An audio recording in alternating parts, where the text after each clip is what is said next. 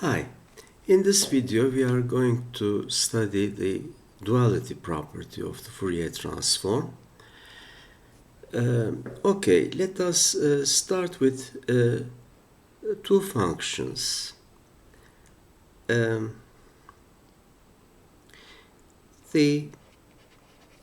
two functions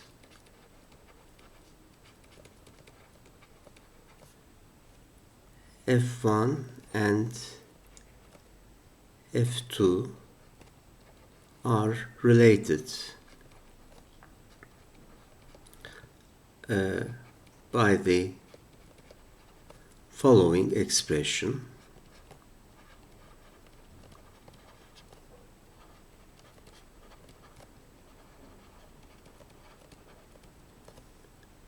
Okay, f2 of u is equal to, from minus infinity to plus infinity, f1 of v e to minus j uv dv.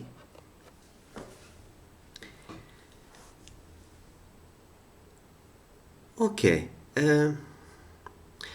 now the only restriction here is given by means of this expression. So these two functions, f1 and f2, are related by means of this expression. But we clearly see that this expression is chosen because it's very similar to the Fourier transform expression. In fact, we can do the following. If we let v be equal to t and u be equal to omega, f2 of omega is equal to, from minus infinity to plus infinity, f1 of t e to minus j omega t dt. So with this choice, that means if we choose v equal to t and u equal to omega, f2 of omega becomes the Fourier transform of f1 of t. So f2 of omega is equal to the Fourier transform of f1 of t. Or we can write this in terms of our notation, f1 of t and f2 of omega are Fourier transform pairs. Okay, next we can choose v as minus omega and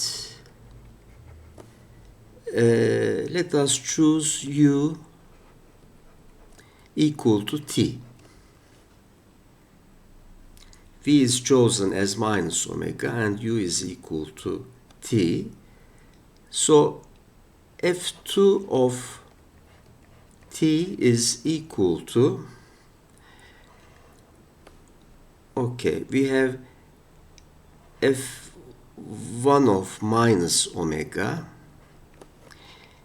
e to, now in the exponent we have u and v, so we will have j omega t, and v is minus omega, therefore dv is minus d omega, and when v is minus infinity, omega is plus infinity, and similarly the upper limit in the integration is minus infinity. So we can change, we can interchange the integration limits because we have a minus sign, and we get rid of that minus sign. So from minus infinity to plus infinity, f1 of minus omega e to j omega t d omega. Now we see that this is similar to the inverse Fourier transform integral, because we have now an integration with respect to omega. But in the inverse Fourier transform, we have the multiplier 1 over 2 pi. So we multiply and divide by 2 pi from minus infinity to plus infinity, 2 pi f1 of minus omega e to j omega t d omega. So this becomes the inverse Fourier transform integral. Therefore, we conclude that 2 pi f1 of minus omega is equal to the Fourier transform of f2 of t. Or in terms of our notation, f2 of t and 2 pi f1 of minus omega are Fourier transform pairs. So we can make use of the duality property of the Fourier transform as follows. If we have a Fourier transform pair, f1 of t and f2 of omega, then f2 of t and 2 pi f1 of minus omega will also be a Fourier transform pair. So we can use this to obtain the Fourier transforms of certain functions. Okay, we are going to see an example now to just illustrate this point. So let us see that example. Okay, the example we are going to consider will be important because it is related to functions which are used very often in signal theory. We know that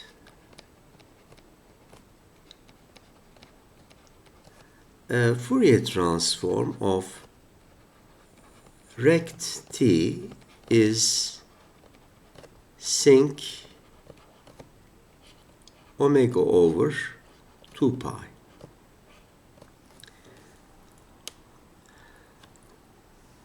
Or if we write omega as 2 pi f, we have, remember, the following simple relationship: rect t and sinc f become a Fourier transform pair. Okay, so in terms of duality, our f1 function, f1 of t, is rect t, and f2 of omega is sinc omega over 2 pi. Okay.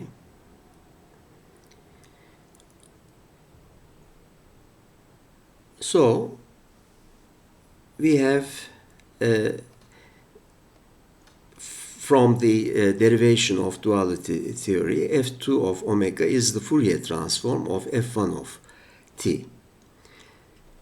Then we do the following. We know that, okay, in fact, we know that f2 of omega is the Fourier transform of f1 of t,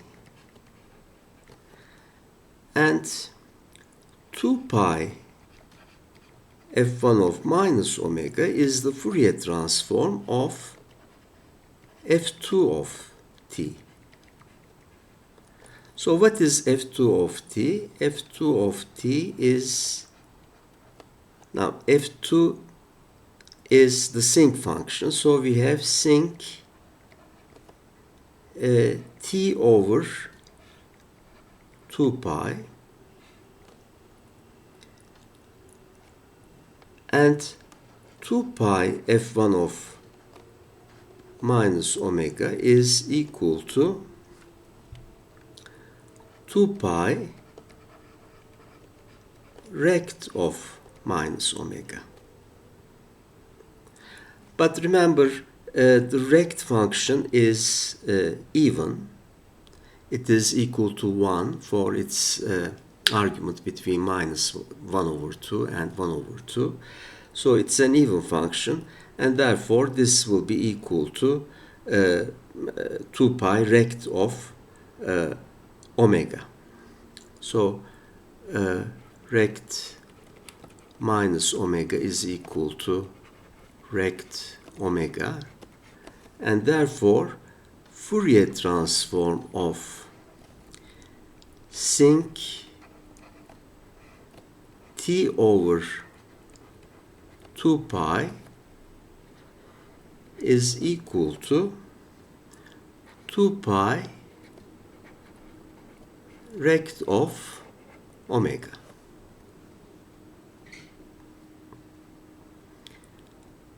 Okay.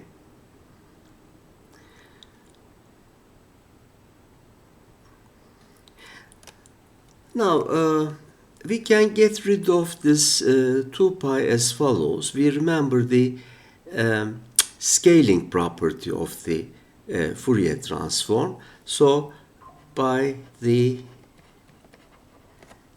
scaling property of Fourier transform,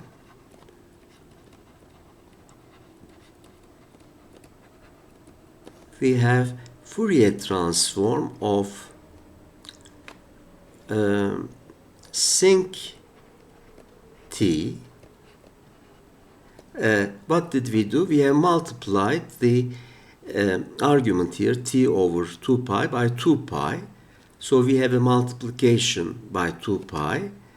And therefore here we are going to have a division with 2 pi in the Fourier transform. So 2 pi will